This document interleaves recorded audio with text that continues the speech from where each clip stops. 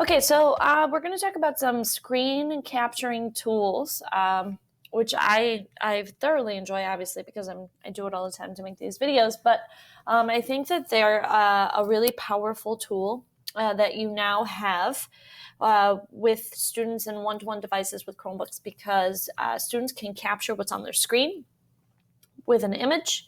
They can annotate it. They can mark it up.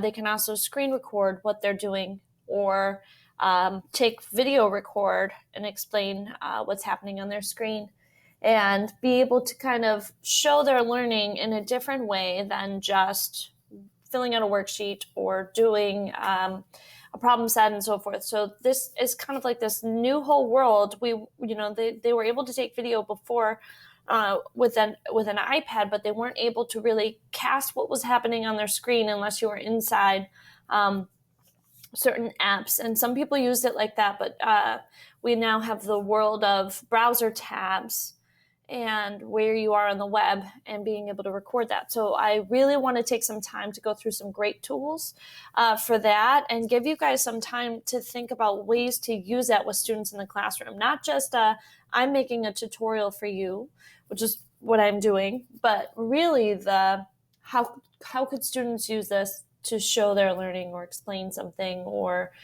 spark a conversation in your classroom. So I'm on a website. I'm just on the NPR homepage, and so I want to talk about the first couple tools would be screen capturing tools. And I'm using what are called extensions. And so extensions are going to sit in your browser, and no matter where you are on the web, those extensions are going to travel with you. So if I'm at YouTube and I want to quickly record my screen and explain why I chose this video to represent the conversation that we're having in class, I could do that. If I'm on a news website like NPR or Newsella, I could screencast myself close reading an article and marking up that article. So there's all different kinds of ways that you could use this tool. And those are just a couple that I'm trying to throw off the top of my head.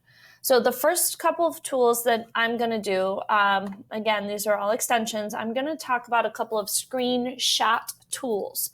I have 3 screenshot tools sitting in my browser. I've used all 3 differently, and all 3 have pros and cons. Naturally, none of them are perfect. They're free extensions that sit in my browser. So the first tool that I'm going to talk about is Joxi, and I'm going to show you the tools, and then I'll take you to the web store and we'll get the tools, and then you'll have some time to play with those tools. So the first one is called Joxi. It's this little bird here, and when I click to open it, I signed in, so this is me, and I can either select an area, and this is a screenshot tool, or I can get a whole page scrolling screenshot. The benefit of using an extension, another benefit, I should say, because one is that they go with you everywhere you are on the web, but another benefit to using this tool versus just a screenshot on your Chromebook, which is Control and then the multiple windows key, which is the key above your 6, or Shift Control and the multiple windows key, which will do a selected area, is that you get tools on the web where you can mark these things up. So I'm just going to do a selected area, and I'm just going to model this selected area screenshot that I'm going to take as a See, Think, Wonder. I'm going to use this for an inquiry See, Think, Wonder. So I had the students go to a website. I had them take a picture of something that they are looking at, and then I want them to annotate this and See, Think, Wonder. So a couple of things. Joxi, it appears, unless I am special in a way that I can't figure this out, so I hope maybe one of you can. I can't change the color other than red, and I cannot figure it out. I went through all of their help guides, and they're all in Japanese, and then I translated them using Google Translate. I still can't figure it out. So if you can figure it out, you get bonus points.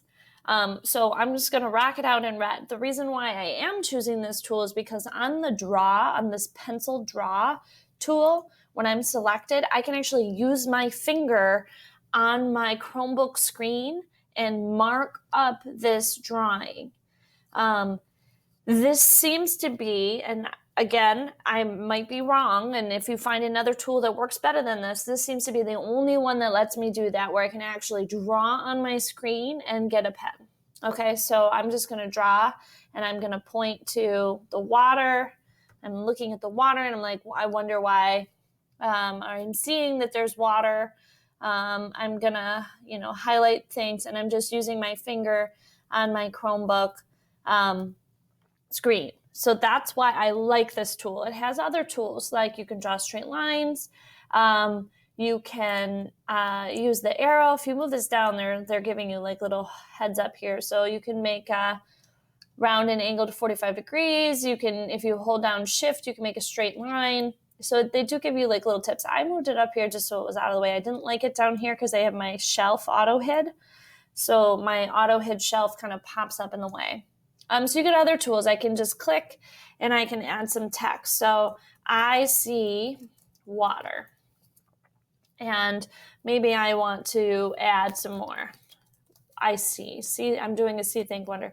I see what looks like kids and adults. You get the idea.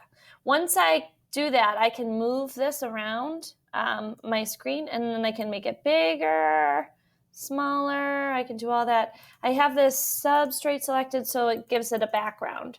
If you don't want that, you can check around, check it again. I cannot figure out how to change the color. And undo, redo, so I can move this around.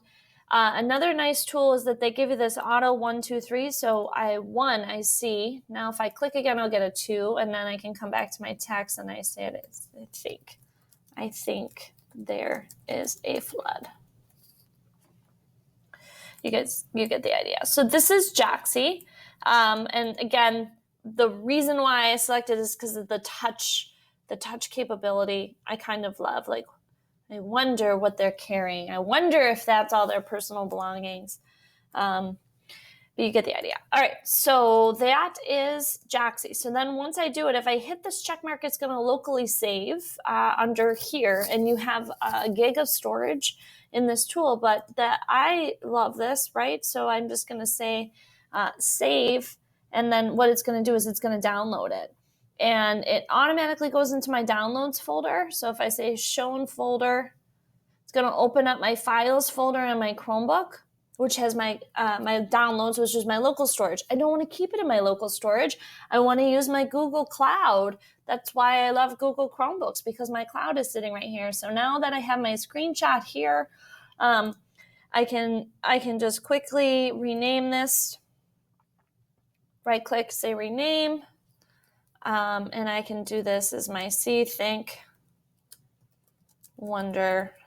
Maybe it's my warm up for class. And then I want to drop it, and I can move it to whatever folder in my drive I want. So if I have a classroom folder I want to move it into, or I can drag and drop it here. Or if I'm just uploading it to Google Classroom to turn in, I could do that as well. So I could just leave it here locally and then go up to Classroom and dump it in, and then it'll automatically get put in that folder for me. So that's one tool to talk about. So that's Joxi.